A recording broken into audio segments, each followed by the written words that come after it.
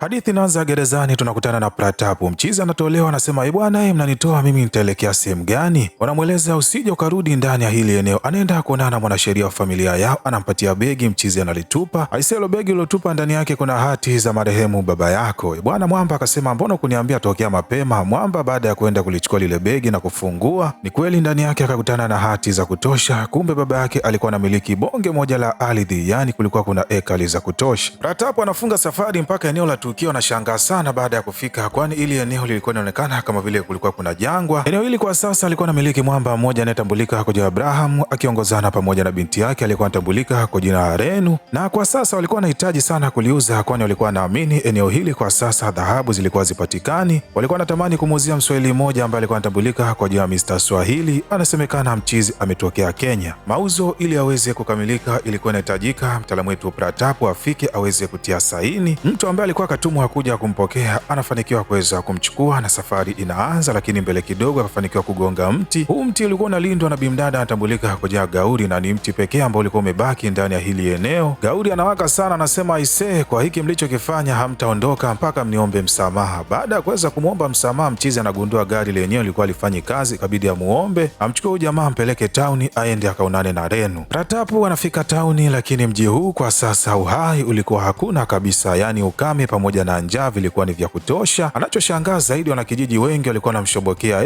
Pratapu bora umefika, Pratapu bora umefika. Jamaa akashangaa sana, lakini safari ikampeleka mpaka ofisini kwenda kuonana na Renu. Baada ya kufika hapa, bwana Mr. Swahili anamweleza hili dili ila mamilioni ya pesa, hivyo anahitaji mwamba aweze kusaini, lakini bimdada anamweleza mchizi kimya kimya kwamba bwana, wewe inabidi usaini ule cha kwako uondoke, kwani ndani ya ule mgodi dhahabu kwa sasa hakuna. Tunaamini endapo tukimuuzia huyu Mswahili huenda akapata bahati na kupata dhahabu, lakini kikubwa kwa sasa tunachohitaji ni kuweza kupata maokoto. Pratapu ni mtoto mitaani, anashangaa sana, kumbe baba yake naye alikuwa anamiliki mgodi ndani ya hili eneo. Sasa ninauzaje kwa pesa ndogo kama hii? Anachana mkataba, anamweleza Mr. Swahili, endapo ukiona dhahabu kwa macho yako ndiyo ufanye maamuzi ya kununua huu mgodi. Gaudi alikuwa apendi uchimbwaji wa dhahabu uendelee ndani ya hili eneo, kwani alikuwa anaamini ndio chanzo mpaka ukame kuwepo, lakini pia unaendelea kuharibu mazingira. Upande wa bimdada Renu, yeye alichokuwa anajali ni maokoto pekee, hivyo endapo Gauri alikuwa akianzisha migomo, Renu alikuwa anaongea na baba yake na Gauri aende akaongea na binti yake, la sivyo atamfukuza kazi, lakini pia hata binti yake huenda akakutana na maswaibu mazito. Gauri alikuwa anamtii baba yake, lakini pia hata magetoni alikuwa halali. Yeye alikuwa analala ndani ya ule mti ambao una historia kubwa kwenye maisha yake. Leo bimdada anafuata Pratapu na kumweleza amefanya makosa makubwa, kwani eneo hili dhahabu hakuna. Eneo pekee ambalo anaamini kwa sasa huenda kukawa kuna dhahabu ni chini ya ule mti ambao bimdada Gauri anaulinda sana. Pratapu anasema kwa nini ule mti usitolewe na dhahabu ikachimbwa? Asubuhi na mapema ungwana anafika kwa lengo la kukata mti na kuanza kuchimba dhahabu. Bimdada akajaribu sana kuzuia hiki kitu, huku machozi akawa anamtoka. Anasema jamani, mmesababisha miti yote ndani ya hili eneo kuondoka, lakini pia 19 haitoshi, dhahabu mlizokuwa mnazipata hakuna maendeleo yote mlioyafanya. Mti pekee uliobaki kwa sasa ni huu, endapo mkiukata jamani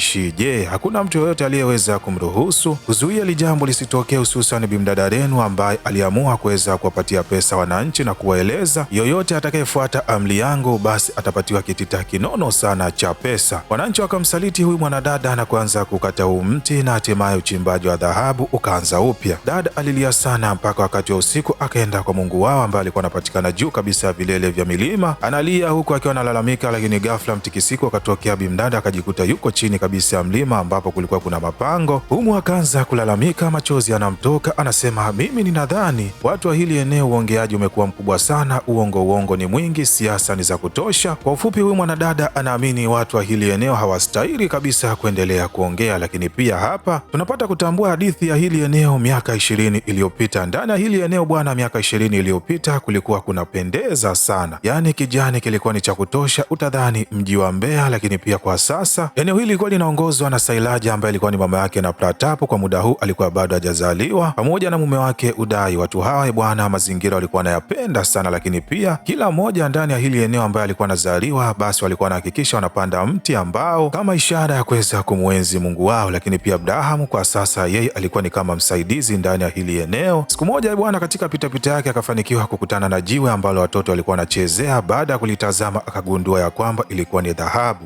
akaenda kumweleza Sailaji waanzishe uchimbaji wa madini ndani ya hili eneo, lakini Sailaji akakataa kabisa. Mama huyu alikuwa anapenda sana mazingira, lakini mumewe Udai akamzunguka na kwenda kuongea na Abrahamu na kuweka mipango kazi ambayo aliweka kama hivi ya kwamba inabidi huyu mama wamuondoe ndani ya hili eneo, yani wamweleze ya kwamba endapo akiendelea kukaa ndani ya hili eneo basi uwezekano wa mtoto wake kuzaliwa akiwa salama utakuwa ni mdogo sana. Sailaji kwa kuwa alitafuta mtoto kwa kipindi kirefu sana pasina kuwa na mafanikio, hivyo hapa akaamua tu kuweza kutii maneno ya hawa wakunga. Leo anaenda kusimama kwenye ule mti na kusema kwamba yeye anaondoka, lakini suni atarudi akiwa na mtoto. Pembeni yake kulikuwa kuna gauri ambaye alikuwa analia kutokana na mti wake kuweza kukatwa, lakini hapa Sailaji akamwita na kumkabidhi huu mti mkubwa na kumweleza yeye anaondoka kwa sasa, utakuwa upo chini yake. Sailaji akiwa bado anaendelea kupambana akisubiri miezi 9 iweze kutimia, mume wake nyuma ya pazia akawa anaendelea kupanga mipango na Abrahamu, ambaye huku akaenda kuwadanganya wananchi ya kwamba endapo kila mwananchi akimpatia hati zake za nyumba na wao akianzisha uchimbaji wa madini, basi kila raia ndani ya hili eneo atakuwa na maisha bora kutokana na pesa ambazo zitakuwa zinapatikana. Uchimbaji wa madini ukaendelea na dhahabu ikaanza kupatikana. Mwanadada miezi 9 inapita anafanikiwa kujifungua na kurudi kijijini, lakini baada ya kufika hakuamini macho yake, kwani kijani kibichi kwa sasa kulikuwa hakuna,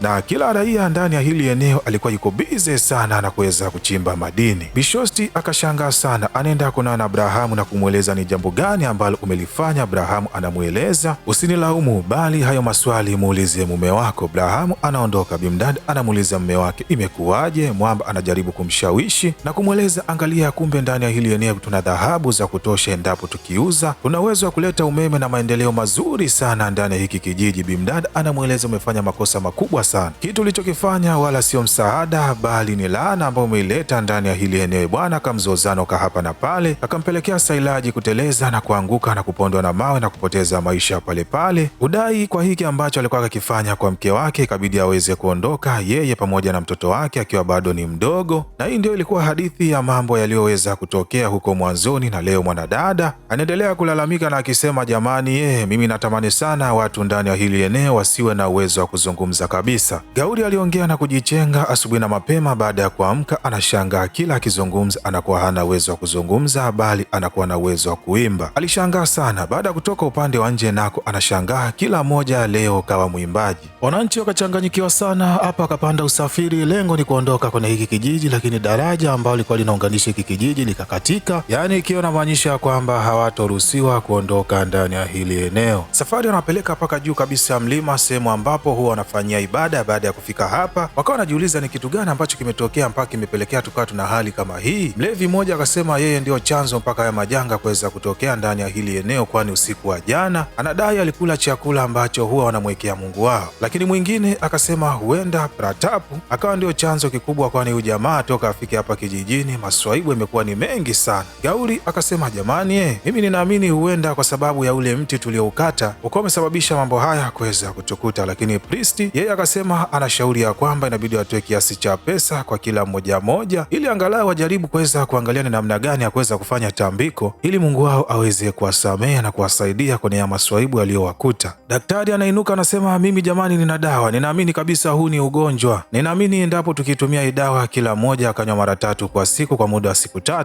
ataondokana na hii changamoto ambayo imetukuta. Reno akasema haijalishi mtapona kwa maombi ama kwa dawa, ninachohitaji kwa sasa kazi ziendelee za uchimbaji wa madini. Raia wanaondoka wanaendelea na majukumu yao kama kawaida, wengine wakaenda kwa daktari kwenda kupatiwa dawa na wengine wakaendelea na maombi kama jinsi ambavyo Priest alikuwa anaeleza na kupeleka kiwango cha pesa. Siku zikaendelea kwenda, lakini kilichokuwa kinashangaza zaidi, daktari pamoja na Priest wao wakaendelea kupata pesa, lakini kwa hawa waungwana hali ya kuimba ikawa ndio ile ile tena, ikawa inazidi kwa sasa mpaka kuku akaanza kuimba. Wanamfuata daktari, wewe ulisema baada ya kutumia dawa zako tutapona, sasa imekuwaje? Daktari anamwambia kwa sababu niliwapatia dawa za wanyama.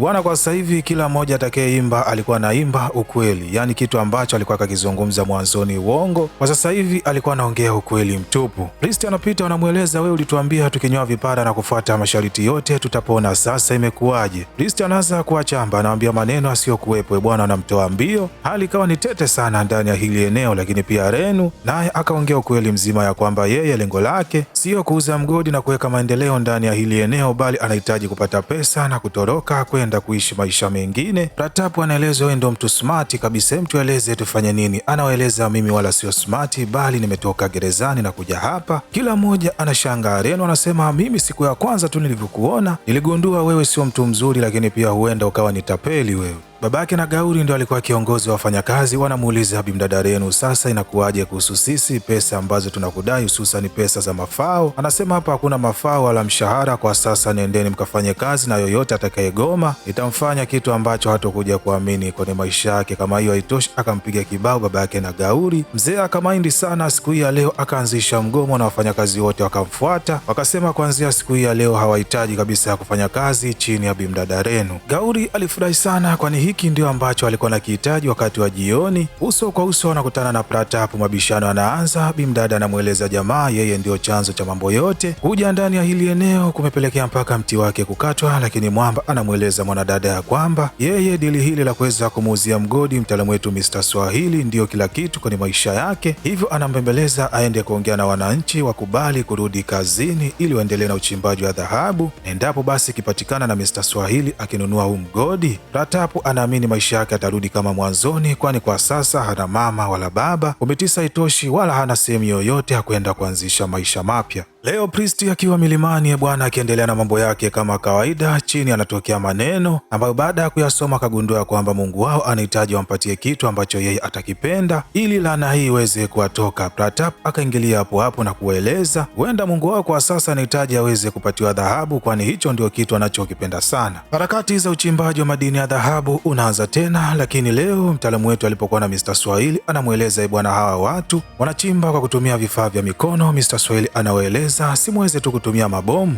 hiyo ndio njia nyepesi ya kuweza kufanya mambo kwa uharaka zaidi. Pratap akaona kwa kuwa mabomu ndani ya hili eneo imekatazwa, mwamba akaingia upande wa ndani na kuweza kulitega, anarudi upande wa nje, anataka kuchomeka switch, anamwona Mr. Swahili anaingia mle ndani, kabidi aache, anarudi ndani mbio mbio, anafika anamuita Mr. Swahili amuoni. Upande wa nje wananchi wanafika, wanasema bwana, hii switch ni ya nini? Hebu tuchomeke. Wanachomeka hivi, mlipuko unatokea upande wa ndani, anajiuliza kuna nini kimeweza kutokea. Lakini hapa baada ya kutoa mawe, Pratap anatoka mkononi mwake akiwa kashika dhahabu. Baba yake na Gauri pamoja na wafanyakazi wote wakamuinua juu juu, wanasema hakika wewe ni bonge moja la shujaa, umejitoa maisha yako kwa sababu ya sisi wananchi bwana. Gauri, hebu mchukue huyu jamaa aende akapumzike, atuache sisi tufanye kazi mpaka tupate dhahabu ambazo zitaweza kutusaidia kuvunja hii laana. Watu hawa wawili njiani hakika walifurahi sana, ikionyesha kabisa tayari walishazama mapenzini. Lakini hapa safari ikawapeleka mpaka juu kabisa ya vilele vya milima. Huku tena leo kulikuwa kuna kikao, wananchi bado wanajiuliza ni jambo gani ile ambalo linaendelea, mbona bado anaendelea na kuimba. Lakini pia 19 itoshi, ni kitu gani ambacho kimesababisha mpaka ya mambo yote yameweza kutokea.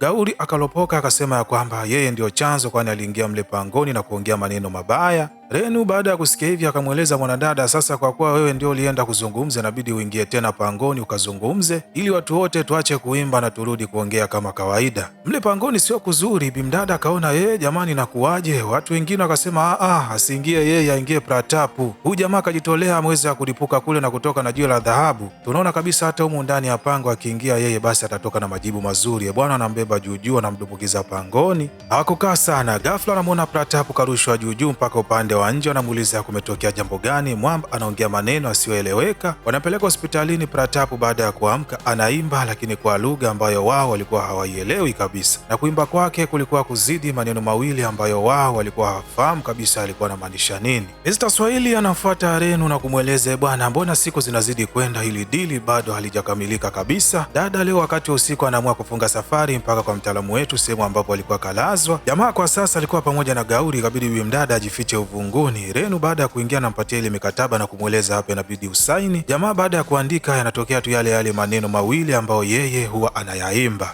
Gauri anatoka upande wa chini na kwanza kumwakia sana Renu, kaja kufanya nini wakati yeye ndio chanzo cha mambo yote na msala ndani ya hili eneo. Kipindi ambacho kamzozo kanaendelea baina ya hao mabinti wawili, wanakuja kugundua Pratap alikuwa kakamatwa na mtu asiyejulikana. Wanaondoka mbio mbio na kiskuta kwenda kumfuata huyu mtu ambaye alikuwa na gari bwana. Mbele kidogo anafanikiwa kulikuta ile gari ikiwa limetelekezwa. Wanaingia mgodini, wanamkuta kumbe ni yule mlevi alikuwa akatumwa kuja kumkamata Pratap, lakini pia Bosi ambaye alikuwa ni mhusika wa haya mambo yote alikuwa ni mama mmoja ambaye zamani huko alikuwaga ni mkunga, lakini pia ni mtu ambaye anayefahamu hadithi ya hili eneo vizuri sana. Mama huyu pamoja na Pratap akaanza kuongea maneno ambayo alikuwa hayaeleweki, lakini kupitia haya maneno Gauri pamoja na Renu akapata kutambua ili laana iweze kutoka ndani ya hili eneo, inabidi huyu Mungu wao apatiwe kitu ambacho yeye anahitaji, lakini pia kitakachomridhisha. Sasa ni kitu gani? Mama huyu ikabidi awapatie hadithi nzima ya hiki kijiji. Baada ya hadithi kumalizika, Pratap anatoka na kwenda kuchukua mikataba yote ambayo alikuwa kaachiwa na baba yake na kwenda kuwarudishia wananchi. Kila mmoja anamrudishia hati miliki ya ardhi yake na kueleza jamani, kila mmoja inabidi aweze kuchukua cha kwake na kwenda kufanya mambo ya msingi ambayo atamridhisha Mungu wao, ili mradi tu aweze kuondokana na hali ya kuimba na hatimaye mwisho wa siku aanze kuzungumza kama mwanzoni. Wananchi hao wakafanya mambo kuwa tofauti kidogo, kila mmoja akaenda kukomaa na kuchimba dhahabu.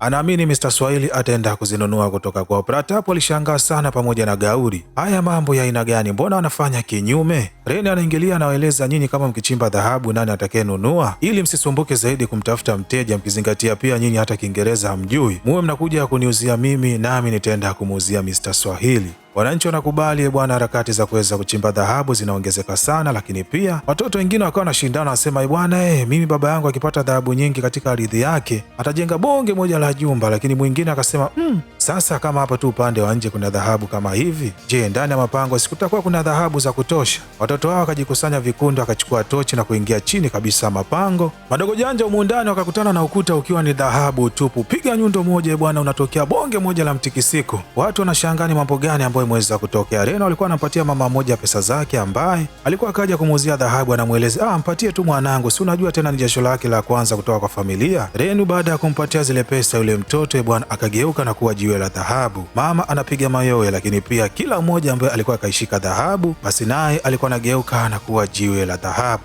Mishemishe zinaanza na kamata mshike hapa na pale. Pratap anamweleza Gauri, nifuate mimi, ninaelewa njia ya siri ya kuondoka hapa mgodini bwana. Wananchi nao wanamfuata Pratap pamoja na Gauri. Ndani ya hili pango bwana, kamata mchinje ikawa ni nyingi sana upande wa Mr. Swahili. Yeye akapita mapangoni na kutokea katika kijiji kingine tofauti kabisa, na baada tu ya kufika hapa ile hali ya kuimba ikamtoka na akaanza kuongea kama kawaida. Ndani ya haya mapango kamata mchinje ilikuwa ni nyingi sana, na kila mmoja ambaye alikuwa akishika dhahabu basi naye alikuwa anabadilika na kuwa jiwe la dhahabu. Binti mmoja alikuwa na hali mbaya sana. Kwanza alikuwa ni mjamzito, lakini pia miezi 9 alikuwa tayari ameshafikisha, lakini pia ukizingatia pango hili lilikuwa linatitia, yani mawe yalikuwa yanadondoka, hivyo naye hata uwezo wa kukimbia akawa hana, na kwa sasa alikuwa akaanguka chini. Wananchi wakasema hapana, haiwezekani aweze akamwacha huyu binti aweze kupoteza maisha, ikabidi aweze kujikumbatia wenyewe ili kuzuia mawe ambayo alikuwa anatoka kwa upande wa juu. Na wao baada ya kujikumbatia, binti anakuja kushangaa yeye kabaki kuwa mzima, lakini wote waliokuwepo upande wa juu wamegeuka na kuwa mawe ya dhahabu. Gauri pamoja na Pratap wakaanza kuomba msamaha kwa kutumia hiyo sauti yao ya kuimba. Wanaahidi kutokuendelea na shughuli za uchimbaji wa madini ndani ya hili eneo, bali wataanza kupanda miti na kuweza kutunza mazingira vyema. Binti anafanikiwa kujifungua na sauti yao huenda ikawa imesikika, kwani watu wote ambao walikuwa wamegeuka na kuwa mawe ya dhahabu kwa sasa walirudi katika hali yao ya kawaida. Lakini pia baada ya miaka miwili kuweza kupita, kijiji hiki kwa sasa kilikuwa na kijani kibichi kama jinsi ambavyo kilivyokuwa miaka ile iliyopita, kipindi cha utawala wa Saijala mama yake na Pratap. Lakini pia hata wananchi kwa sasa walikuwa wanaongea kama kawaida. Leo anafika mfanyabiashara mmoja akafika ndani ya hili eneo, anawaeleza jamani, nimefika hapa kueleza eneo hili na dhahabu za kutosha, endapo mkikubali tu basi mimi nitawajengea kijiji hiki na kuleta maendeleo yasiyokuwa ya kawaida. Wananchi tu wakabaki wanamcheka, kwani kwa sasa walikuwa hawahitaji kabisa kupata hadithi kama hizi. Lakini nasi ndo tunafika mwisho wa hadithi yetu, na kama umeipenda video hii na umeenjoy ama umejifunza jambo jipya, basi usisahau kushare, kulike na kusubscribe ili kuwa mwanafamilia wa kupata vigongo vikali vilivyonyooka na kupoa kama hivi kila siku.